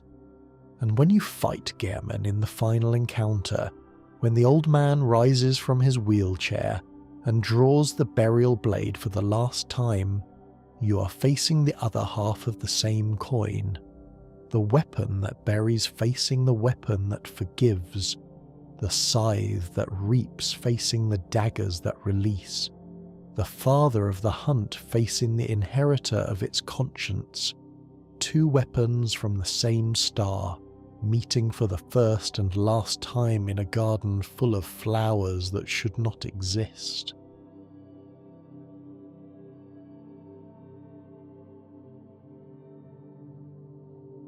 The Old Hunters. DLC opens a door into the past, and behind that door is an armory. The weapons you find in the Hunter's Nightmare are not the weapons of the present generation. They're older, stranger, more personal than anything available in the main game. Each one is a portrait of the hunter who carried it, a physical record of their personality, their philosophy, their strengths, and the specific way in which the hunt destroyed them. The Beast Hunter Scythe is the most pragmatic weapon in the DLC. It is a curved blade that folds into a cleaver, compact and efficient, designed for the kind of close-quarters aggression that leaves no room for hesitation. The scythe does not have a dramatic transformation or a spectacular special move. It simply closes the distance between you and the thing that needs to die, and then it kills the thing. Its moveset pulls you toward the enemy rather than pushing you back, which is a design choice that tells you everything about the kind of hunter who carried it. This was a hunter who did not retreat, who did not create distance, who solved every problem by getting closer to it and hitting it harder. The safe is the weapon of someone who believed that the fastest way through the nightmare was straight ahead, and who was either proven right or proven dead, and the fact that the weapon ended up in the nightmare suggests the latter. The beast cutter is the opposite philosophy. A heavy mace that unfolds into an enormous serrated whip. The beast cutter is designed for a hunter who wanted to keep the beast as far away as possible. Its range in whip form is massive, sweeping through wide arcs that can hit multiple enemies at once, and the serrated edge deals bonus damage to beasts just like the saw weapons of the main game. But where the saw weapons require you to be close, the beast cutter lets you punish from a distance. It is the weapon of a hunter who understood something that many of their colleagues did not. That being brave and being reckless are not the same thing, and that the best way to survive a fight is to make sure the beast cannot reach you. The contrast between the safe and the beast cutter illustrates the range of philosophies that existed within the hunter community. There was no single correct way to hunt. Some hunters charged in, some hunters held back, some hunters favoured speed, some favoured reach. The workshop did not impose a doctrine, it provided tools and let the hunters develop their own approaches, and the variety of weapons in the DLC is a testament to how many different answers there were to the same fundamental question. How do you kill something that used to be a person and is now trying to eat you? The church pick is the most elegant weapon in the DLC and possibly the most quietly devastating in terms of its lore implications. It is a sword that transforms into a war pick, a weapon designed not for slashing or bludgeoning but for piercing. The pick's transformed attacks deal thrust damage, which is particularly effective against kin, those beings who have been transformed into something closer to the Great Ones. The church pick was the weapon of a church hunter who specialised in killing not beasts, but kin, which means it was designed for use inside the upper cathedral ward and the choir's research facilities. Think about what that means. The church built a weapon specifically for killing the products of its own experiments. The choir created kin through their communion with Ebrietas and their experiments on orphans, and then the church designed a weapon to destroy those creations when they became inconvenient. The church pick is the physical manifestation of the institution's willingness to create and destroy with equal efficiency, to produce miracles and abominations in the same laboratory, and then build tools to clean up the mess when the abominations got out of hand. Simon's bow blade is the weapon of Simon the Harrowed, one of the few NPCs in the DLC who maintains his sanity long enough to have a conversation with you. It is a curved sword that transforms into a bow, allowing the hunter to switch between melee and ranged combat with the same weapon. The bowblade is unique in the Bloodborne arsenal because it is the only true ranged weapon available to a hunter. Everything else, the pistols, the blunderbusses, the cannons, is designed for a close to medium range. The bowblade lets you kill from a distance that other weapons cannot reach. Simon himself is a man who has seen too much. He is trapped in the hunter's nightmare, driven by a desperate need to uncover the truth about the fishing hamlet and the atrocity that created the nightmare in the first place. His weapon reflects his approach. He does not charge in. He does not swing wildly. He observes from a distance, studies his target, and strikes with precision when the moment is right. The bow blade is the weapon of a thinker, a strategist, a hunter who values information over aggression.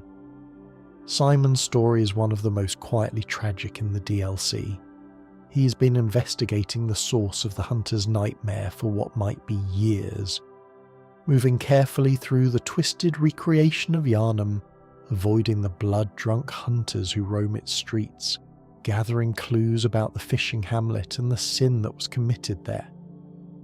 He knows the truth is at the end of the road. He knows the astral clock tower holds the key. And he almost makes it. He almost reaches the answer he's been searching for. But the nightmare does not forgive curiosity. Simon is killed by the church's agents, the same forces that created the nightmare in the first place, silenced before he can share what he has learned. His bow blade, the weapon of a man who believed knowledge could be gained through patience and distance, was not enough to protect him from the consequences of getting too close to the truth. And the fact that Simon ends up dead, killed by the nightmare's guardians before he can reach the truth he sought, is a commentary on the limits of caution in a world that punishes hesitation just as severely as it punishes recklessness. The Bloodletter is the most disturbing weapon in the DLC, and possibly the most disturbing weapon in the entire game. It is a massive mace that transforms by being driven into the wielder's own chest. The hunter plunges the weapon into their body, and it emerges coated in their blood, enlarged, transformed into a spiked instrument of destruction that deals massive damage at the cost of the wielder's health. The Bloodletter is the Chikage's philosophy taken to its absolute extreme. Where the Chikage asks you to cut your hand, the Bloodletter asks you to impale yourself. Where the Chikage sips your blood, the Bloodletter drinks deeply. The Bloodletter belonged to Brador, the church assassin who guards the secrets of the fishing hamlet. Brador is one of the darkest characters in the DLC, a man who was sent by the church to silence anyone who might reveal the truth about what happened at the coast. He kills with the Bloodletter not because it is effective, though it certainly is, but because the weapon's self-destructive nature mirrors his own psychological state. Brador is a man who has been destroying himself for years in service of a lie, driving the church's secrets deeper into his own flesh, the way the Bloodletter drives itself into his chest.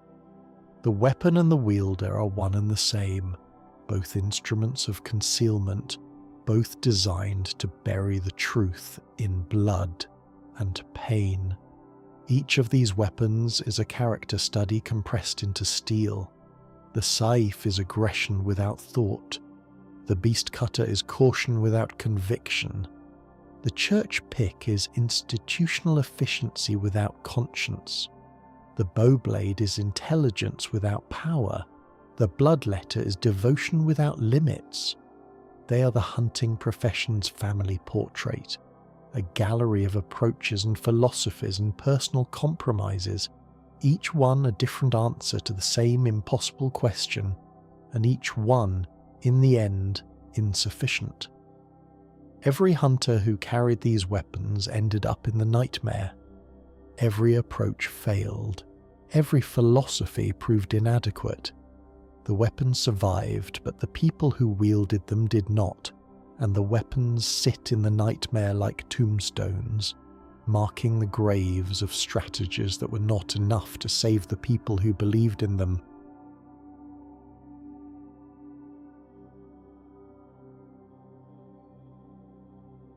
Lady Maria's weapon deserves its own chapter, not because it is the strongest weapon in the game. It is not because it is the most popular. Other weapons claim that honour. The Rakuyo deserves its own chapter because it is the only weapon in Bloodborne that its owner chose to destroy and the reason she destroyed it is the reason the weapon matters. The Rakuyo is a saber and a dagger. In its combined form, they function as a single long weapon, elegant and precise. In its transformed state, they separate into two blades, one in each hand, and the fighting style becomes something fluid and beautiful and deeply, unmistakably personal. The Rakuyo's moveset is different from every other weapon in the game. It does not feel like a hunter's weapon. It feels like a dancer's instrument, flowing from one stance to the next with a grace that has more in common with choreography than combat. When you wield the Rakuyo, you're not swinging a tool. You're performing a martial art that was invented by a single person and perfected over a lifetime of practice. That person was Lady Maria of the Astral Clock Tower, a descendant of the Vilebloods of Cainhurst, a student of Gehrman, one of the greatest hunters who ever lived, and a woman who was so destroyed by what she saw at the fishing hamlet that she threw her weapon into a well and walked away from everything it represented. The Rakuyo is a skill weapon. It scales with dexterity, not strength, not blood tinge, not arcane. This is significant because it means the Rakuyo's power comes entirely from the wielder's own ability. It does not drink blood like the Chikage. It does not channel cosmic energy like a call beyond. It does not exploit the old blood's corruption, or the Great One's power, or any of the external forces that empower every other weapon in the game. The Rakuyo is powered by nothing but the hand that holds it. It is the cleanest weapon in Bloodborne, in the sense that it carries no baggage, no corruption, no hidden cost. It is exactly as strong as the person using it, and not one fraction stronger. Maria chose this weapon deliberately. She was Cainhurst nobility. She had access to the Chikage, to the Evelyn, to every blood-infused weapon the Vilebloods had ever produced. She rejected them all. She rejected her heritage. She rejected the blood arts that defined her family. She chose a weapon that drew its power from skill alone because she wanted to prove that a hunter could be effective without relying on the corrupted systems that everyone else depended on. The Rakuyo was Maria's argument against the old blood, her proof that human ability, unaugmented, unenhanced, uncorrupted, was enough. And then the fishing hamlet happened. Maria participated in the massacre. She was there when the scholars descended on the village. She was there when they killed the villagers and dissected Kos and orphaned a Great One's child. She was part of it. And the guilt of what she did there, the knowledge that her clean, uncorrupted, purely skill-based approach to the hunt had been used in service of an atrocity, broke something inside her that could not be repaired.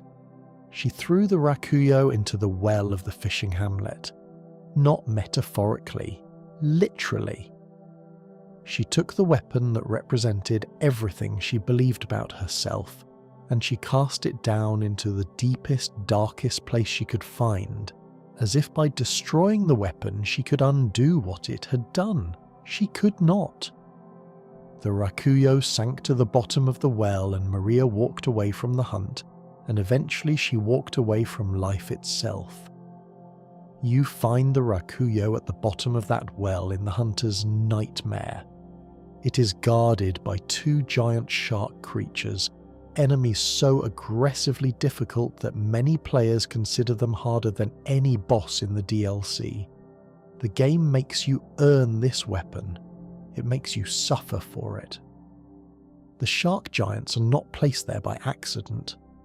From Software does not do anything by accident.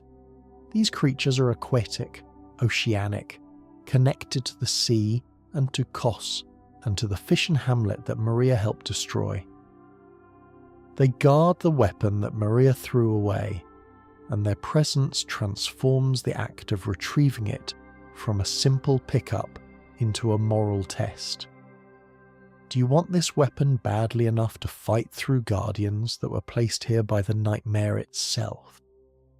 Do you want the blade that a woman abandoned in grief badly enough to wade through the consequences of the grief that made her abandon it? The well itself is significant. In Bloodborne symbology, depth equals truth. The labyrinth beneath Yharnam contains the oldest secrets. The deepest chalice dungeons hold the most dangerous knowledge, and the Rakuyo sits at the bottom of the deepest well in the fishing hamlet, buried beneath water and guardians and the accumulated weight of a sin that was committed before the player character was born. To reach it, you must descend. You must go down into the place where Maria's guilt settled, into the sediment of her shame, and you must pull the weapon out of the muck and carry it back into the light. When you pick it up, the weapon is clean, no rust, no corrosion, no sign that it spent years or decades at the bottom of a well in a nightmare. The Rakuyo is as perfect as the day Maria threw it away, because the weapon was never the problem. The weapon was always innocent. It was the hand that was guilty, and the hand is gone, and the weapon remains, waiting for someone who might use it differently, or waiting perhaps to prove that no one can. And the suffering is appropriate because the Rakuyo is not just a weapon. It is a confession. It is the physical evidence of a woman's moral crisis, the artifact she tried to destroy because destroying it was easier than living with what it represented. When you pick up the Rakuyo and carry it into combat, you are carrying Maria's contradiction, a weapon of purity used in the service of sin, a blade powered by skill alone, wielded by a hand that killed the innocent, the cleanest weapon in the game, stained by the dirtiest act in the game's history. The Rakuyo does not drink blood. It does not channel cosmic power. It does not rely on any force external to the person who holds it. And that is precisely what makes it so tragic. Because Maria was the weapon. Her skill was the power. And when she used that power at the fishing hamlet, the corruption was not in the blade. It was in her. You cannot throw away your own hands. You cannot drown your own skill. You can cast the weapon into the well, but the person who used it is still standing at the top, and the guilt follows them wherever they go, because the guilt was never in the metal. It was in the mind. It was in the choice. It was in the moment when a woman who believed she was better than the system proved that she was just as capable of evil as everyone else, and then had to live by that knowledge until she decided she would rather not live at all. The Rakuyo is the saddest weapon in Bloodborne, not because of what it does, because of what it means. It means that purity is not a defense against evil. It means that skill without morality is just a more elegant form of destruction. It means that the cleanest hands in Yharnam were just as bloody as the dirtiest, and that no weapon, no matter how uncorrupted, can protect its wielder from the consequences of their own choices.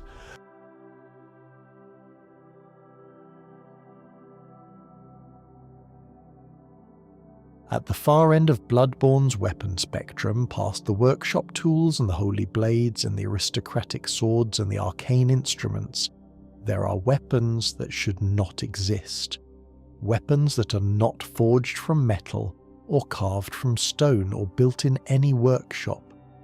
Weapons that are torn from the bodies of great ones, ripped from the fabric of cosmic reality, fashioned from the flesh of beings that exist on a plane so far removed from humanity that wielding their remains requires the wielder to abandon their humanity entirely. The Kos Parasite is the most extreme of these, It is not a weapon in any recognizable sense. It is a writhing, organic appendage harvested from the body of Kos, the Great One whose death at the fishing hamlet cursed the hunters forever. To use it effectively, the hunter must equip the Milkweed Rune, a Carol rune that transforms the player's body into something plant-like and inhuman, their heads splitting open into a mass of pale tendrils, their movements becoming jerky and alien. In this form, and only in this form, the Kos Parasite grants its full moveset, a series of attacks that channel cosmic energy through the parasitic appendage, creating explosions of arcane light and waves of otherworldly force. To use the Kos Parasite is to stop being human. This is not a metaphor. The game literally transforms your character model into something that is no longer recognizably human. You become kin. You become the thing that the church pick was designed to kill. You cross the line that the entire game has been drawing between human and other, hunter and hunted, and you cross it willingly because the power on the other side is too great to resist. Consider the journey you've taken to reach this point. You began the game as a human being receiving blood ministration in a clinic. You picked up a Saw Cleaver, a weapon made of metal and wood, designed by a human craftsman for human hands, and now, hours later, possibly dozens of hours later, you are holding a piece of a dead god's body, your own body transformed into something that belongs in the same category as the things you've been killing, your humanity traded for power that the human mind was never designed to channel. The Kos Parasite is not a weapon you find. It is destination you arrive at. The end of a road that began with a cleaver and a prayer, and the simple human desire to survive one more night. The Kos Parasite also carries the weight of the fishing hamlet. Every time you swing it, you are swinging a piece of the Great One that the scholars of Byrgenwerth murdered and dissected on a beach. You're using the remains of a god who was killed so that the church could steal her knowledge, and you're using those remains to do exactly what the church always intended: to gain power, to transcend, to become something more than human, regardless of the cost. The Kos Parasite does not judge you for this. It does not refuse to function in the hands of someone whose predecessors murdered its source. It simply works. It channels the cosmic energy. It grants the power, and it leaves you standing in the ruins of whatever you used to be, wondering whether the power was worth the price. It was not. It is never worth the price. But you picked it up anyway because that is what hunters do. That is what humans do. We reach for the thing that will destroy us, and we tell ourselves it will be different this time, and it never is. And we reach again. The amygdalan arm is torn from an amygdala, one of the colossal spider-like great ones that cling to the buildings of Yharnam, watching everything with their dozens of eyes. In its normal form, it is a heavy club. In its transformed state, it extends, the arm reaching out with its own strange will, striking at distances that should not be possible, moving with a fluidity that suggests the limb is not entirely dead. The amygdalan arm is a Pisces god, hacked off and repurposed as a bludgeon, and the fact that it still moves, still reaches, still seems to possess some fragment of the intelligence that animated it when it was attached to its original owner, is deeply unsettling. The amygdalae are the watchers of Yharnam. They cling to every building, every cathedral, every bridge, observing humanity with an attention that the game reveals only when your insight rises high enough to see them. They have been there all along. Every step you take, every beast you kill, every blood vial you inject is witnessed by these colossal beings who say nothing and do nothing and simply watch. And now you are swinging one of their arms at the darkness, using a piece of their body as a club. The relationship between human and Great One, already fractured beyond repair, reaches a new low with the amygdalan arm. You are not communing with them. You're not worshipping them. You're not even studying them. You're beating things to death with their dismembered limb, and the limb is helping you do it, reaching out with its dead fingers toward targets you cannot see. Because even severed from its body, even reduced to a weapon in a hunter's hands, the arm remembers what it was designed to do. It was designed to reach. It was designed to touch. And it will keep reaching and touching long after the hunter who carries it has forgotten what they were reaching for. These weapons represent the final stage of the hunt's evolution, the progression from Gehrman's practical trick weapons to Ludwig's holy blades to the church's arcane tools has been a journey of increasing ambition and decreasing humanity. Each step has brought the hunters closer to the power they seek and further from the people they were meant to protect. The forbidden weapons are the logical endpoint of that progression. They are what you get when you stop trying to fight the Great Ones and start trying to become them. The Beast Claws deserve mention in this context as well, though they are found in the main game rather than the DLC. They are not technically made from a Great One. They are the claws of a beast, equipped to the hunter's hands, turning the hunter into the thing they are supposed to be killing. To use the beast claws effectively, you equip the beast's embrace rune, which transforms your character into a crouching, snarling, bestial form. Your dodges become bestial lunges. Your attacks become savage swipes. You move like a beast. You fight like a beast. You are, for all practical purposes, a beast.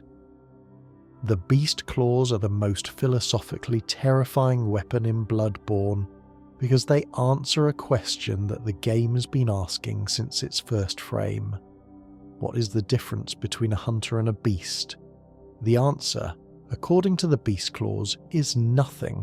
The difference is a rune, a cosmetic choice, a decision to equip one item rather than another. Take off the beast's embrace rune and you are a hunter again. Put it back on and you are a beast. The transformation is instant, reversible, and entirely under your control, which means the line between human and monster was always a choice. It was never a curse. It was never an irreversible corruption. It was always a decision about which version of yourself you wanted to be. This revelation is devastating because it reframes every beast you have ever killed.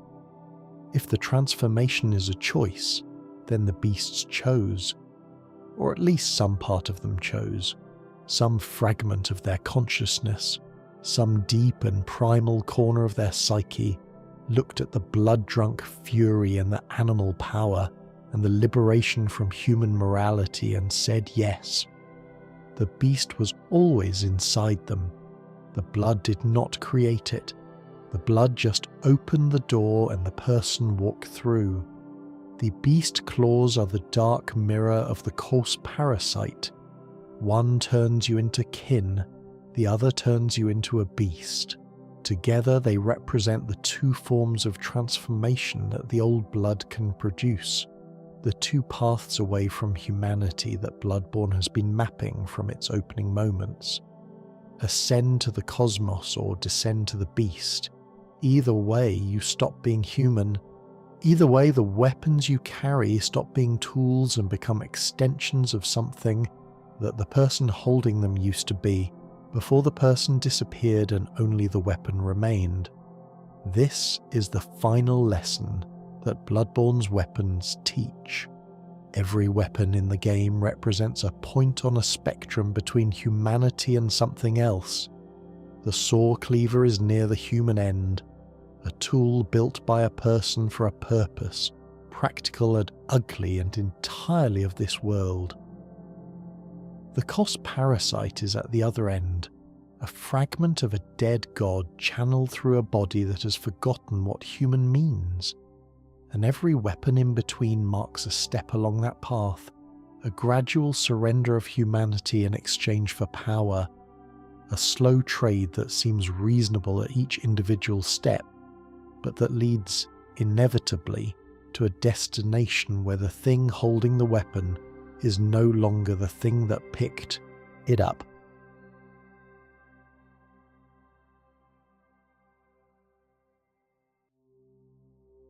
If you lay every weapon in Bloodborne out in order, from the first to the last, from the simplest to the most alien, they tell the entire story of Yharnam without a single word of dialogue.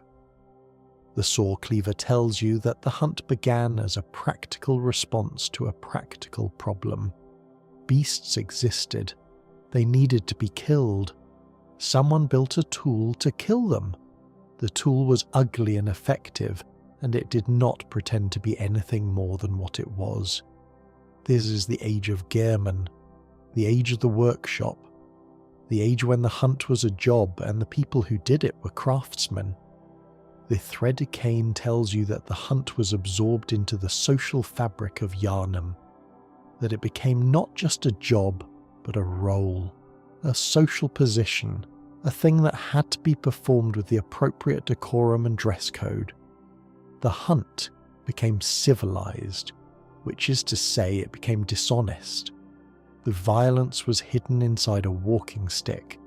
The blood was wiped from the cobblestones before morning. The citizens were told that everything was under control, and they believed it because believing it was easier than looking at the saw. Ludwig's Holy Blade tells you that the hunt became a religion, that faith entered the equation and transformed the ugly work of beast killing into a holy crusade. The weapons grew larger, heavier, more impressive, because the hunters were no longer just doing a job. They were performing a sacrament. They were soldiers of God, and their weapons were the instruments of divine will, and the blood they spilled was an offering rather than a mess. The powder keg weapons tell you that the hunt became a war, that restraint was abandoned, that the principle of proportional response gave way to the principle of maximum destruction, and that the same people who built clever saws and elegant canes started building bombs and cannons because the enemy had grown too large for clever to work and too numerous for elegant to matter. The war consumed old Yharnam. The weapons that won the war were the weapons that burned the city down. The Cainhurst arsenal tells you that not everyone agreed with the church's approach, that there were alternatives, other philosophies of blood, other relationships with the power that the church claimed exclusively for itself. The Chikage and the Evelyn and the Rita Palash are the weapons of a rival faction that was destroyed not because they were wrong, but because they were inconvenient. The church had a monopoly on violence, and anyone who threatened that monopoly was eliminated, and their weapons were locked away in an empty castle where no one would ever use them again. The church's arcane tools tell you that the hunt became an experiment, that the same institution that created the scourge began harvesting the power of the Great Ones and forging it into weapons, using the very force that had cursed Yharnam as fuel for the machines designed to manage the curse. The Ligarius wheel is powered by the anger of the dead. A call beyond is a prayer to beings that do not care. The church was fighting fire with fire, and the fire was consuming them, and they could not stop because stopping would mean admitting that the fire was their fault. The Blade of Mercy and the Burial Blade tell you that some people tried to exist outside the system, that not everyone was consumed by the factional violence and the institutional corruption and the endless grinding cycle of blood and death. Gehrman and Eileen stood apart, not because they were above the hunt, but because they understood it more clearly than anyone else. Their weapons are made from stars because their perspective came from outside the world that the other weapons were trapped in. The old hunter weapons tell you that the nightmare remembers everything, that every approach to the hunt, every philosophy, every strategy, every personal compromise a hunter ever made is preserved in the weapons they carried into the dark. The Saif's aggression, the beast cutter's caution, the church pick's cold efficiency, Simon's bow blade's distant precision, Brador's bloodletter's self-destruction. They are all there, laid out in the nightmare like specimens in a museum, each one a monument to a person who tried and failed and was swallowed by the dark. The Rakuyo tells you that purity is not a defense, that the cleanest weapon in the game was carried by the most guilt-ridden hunter in the game, and that the absence of corruption in the blade did not prevent corruption in the deed. Maria's weapon is the proof that the problem was never the metal, it was always the hand, and the Kos Parasite and the Migdalan arm and the beast claws tell you that the hunt leads, inevitably, to the surrender of humanity itself. That the path from Saw Cleaver to Kos Parasite is a one-way street, and everyone who walks it long enough arrives at the same destination, a place where the weapon and the wielder are indistinguishable, a place where the line between hunter and hunted has been erased so completely that the question itself no longer makes sense. This is the history of Yharnam told through its weapons. A history of escalation, a history of compromise, a history of institutions that created problems and then built tools to manage those problems and then use those tools to create new problems that required newer, stranger, more extreme tools. A cycle of violence that began with a cleaver and ended with a parasite, that started with a man in a workshop trying to protect his neighbours and ended with the thing that was no longer a man holding a piece of a dead god and swinging it at the darkness. The weapons remember what the people forgot. They remember the workshop. They remember the crusade. They remember the war and the genocide and the experiments and the nightmares. They remember every hand that held them, every swing that was swung, every life that was taken, and every life that was lost. They are the truest historians in Bloodborne, more reliable than the church's propaganda, more honest than the scholars' research, more enduring than the hunters who carried them. There is a moment early in the game that most players experience without thinking about it. You walk into the hunter's dream for the first time. The messengers are there, those small pale creatures with their two large heads and their silent, earnest faces, holding up three weapons for you to choose from: the Saw Cleaver, the Hunter Axe, the Threaded Cane. You pick one, you walk through the gate, you enter Yharnam, and the hunt begins. But consider what just happened. You just picked up a weapon that was made by a man who's been trapped in a dream for decades. A weapon forged in a workshop that no longer exists in the waking world. A weapon that has been carried by dozens, maybe hundreds of hunters before you. Each of them summoned to the dream the same way you were. Each of them handed the same weapon by the same messengers. Each of them sent out into the same streets to fight the same beasts and die the same deaths and come back to the same dream to do it all over again. The weapon you carry is not new.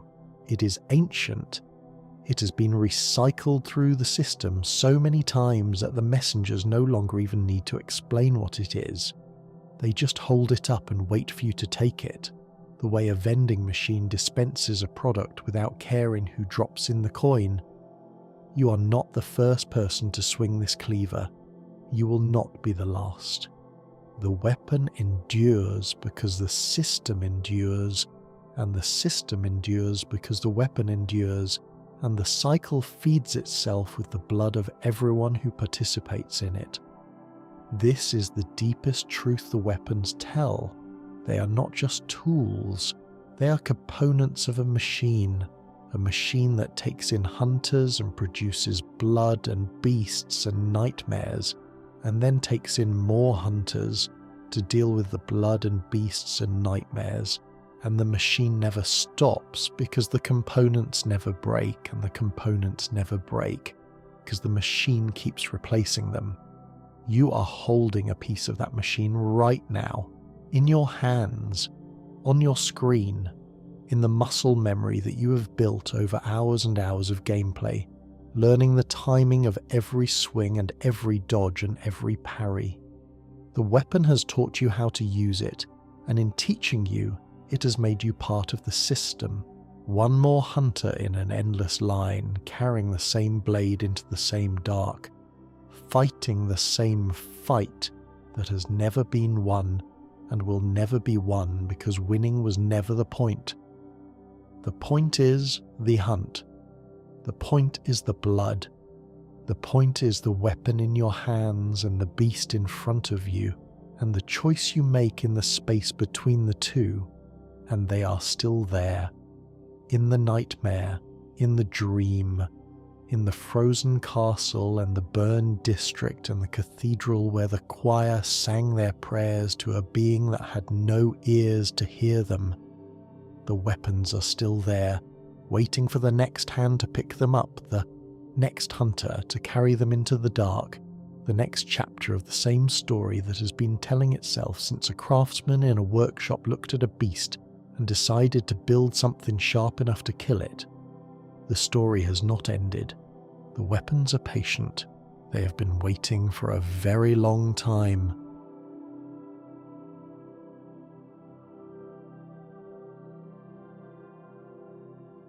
As you lie here now, as the words begin to soften and the darkness behind your eyelids grows comfortable and warm, consider this.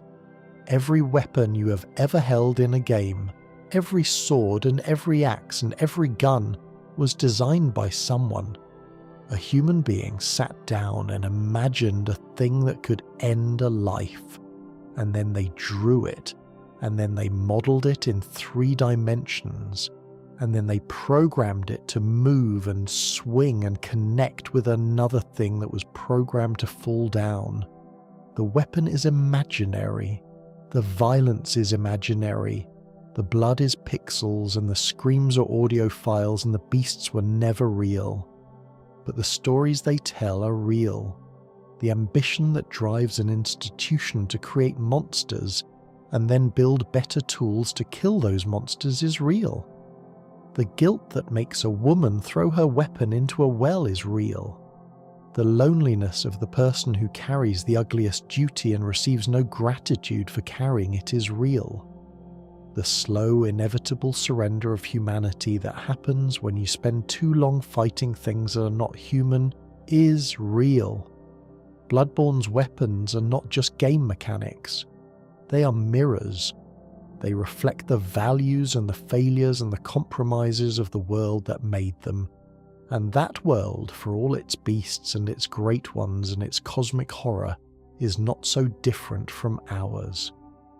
We build tools, we improve those tools, we use those tools in ways their creators never intended, and then we build new tools to manage the consequences of the old ones, and the cycle continues, and the tools get stranger and more powerful and more distant from the simple human need that produced the first one.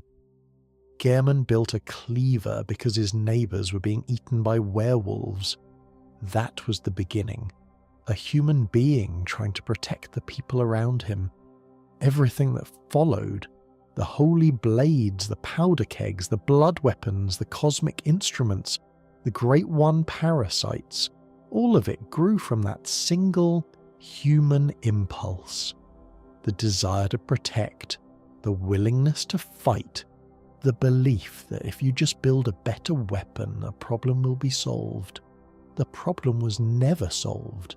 The weapons got better, the beasts got worse, the hunters got stranger, the blood got thicker, and Yharnam kept dying one block at a time, one citizen at a time, one hunter at a time, while the workshops kept building and the churches kept praying and the scholars kept studying, and no one, not once, in the entire history of this cursed city, ever put down the weapon and asked whether maybe the weapon was the problem. The Saw Cleaver is still there, in the hunter's dream, on a messenger's outstretched hands, waiting for the next hunter to pick it up and walk into the streets and start the whole thing over again. It does not know the future. It does not know the past. It is just a piece of metal with a hinge and a serrated edge, and it will do whatever the hand that holds it decides to do. That is the weight of the blade. Not the physical weight, though some of these weapons weigh more than the people who carry them. The moral weight, the accumulated history, the decisions and the compromises and the atrocities that each weapon represents, pressed into the metal like fingerprints on a murder weapon. Every weapon in Bloodborne has a story. Now you know what they have been trying to tell you, as you lie here now, perhaps close to sleep, perhaps already drifting in that warm space between waking and dreaming, where stories become feelings and feelings become something softer than thought. Consider this. The weapons of Bloodborne are not just artifacts of a fictional world. They are arguments. Each one makes a case for a particular way of facing darkness. The Saw Cleaver argues for pragmatism. Ludwig's Holy Blade argues for faith. The Chikage argues for beauty. The Stake Driver argues for enthusiasm. The Blade of Mercy argues for compassion. The Kos Parasite argues for surrender. And none of them are wrong, and none of them are right, and all of them end up in the same place. In the hands of someone who is trying, with whatever tools they have and whatever philosophy sustains them, to get through one more night. This is what Bloodborne understands about violence that most games do not. Violence is not a solution, it is a language, and the weapons you carry are the vocabulary you use to speak it. The saw says, "I am efficient." The Holy Blade says, "I am righteous." The cane says, "I am civilized." The whirligig says, "I do not care about restraint." The rapier says, "I am superior." The scythe says, "I'm sorry."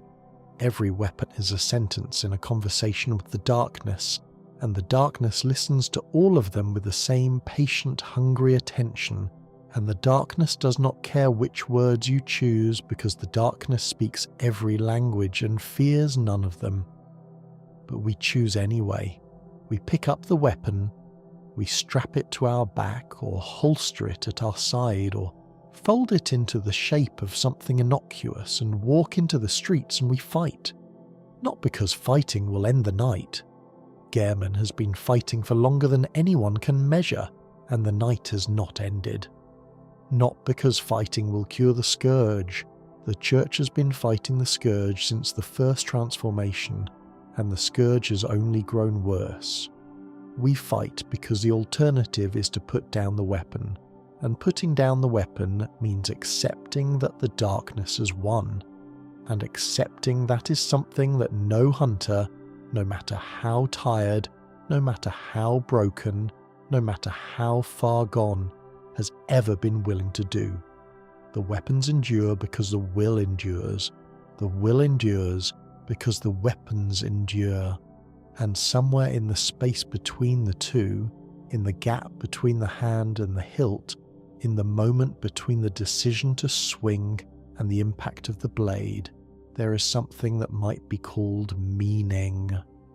Not the grand, cosmic meaning that the scholars sought and the church preached and the great ones embodied, just the small human meaning of a person holding a tool and using it to protect the things they care about, even when the things they care about are already lost. That is the story the weapons tell. Not a story of victory or defeat, a story of persistence, of holding on, of carrying the blade through one more night, and then one more, and then one more.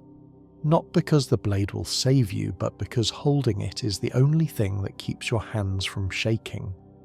The workshop is empty, the craftsman is gone.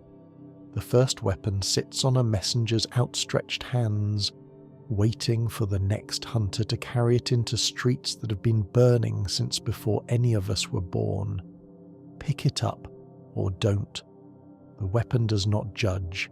It has been held by saints and sinners and monsters and heroes, and it has served them all with the same cold, honest efficiency. It does not care who you are.